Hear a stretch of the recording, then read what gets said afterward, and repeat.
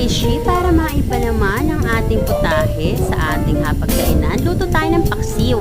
At ito nga ay piniprepare ko ang paksiw. Wala akong camera person today, kaya naman pinapapicturean ko na lang sa aking brand. Ayan. So, ang paksiw natin ay bangos. At tingnan nyo na lang ang preparation natin para tayo ay maglaway na sabay-sabay, guys. Dahil nga ang weather natin ay super ulan, hindi na tumitigil. Super sarap ng paksiw na ito, guys. Pero comment down below kung sino ang mga interesado sa actual photo or actual film ng paksiw na to. Next week, gagawan po natin yan. Weekend, pag yung may camera person si Tita Wena.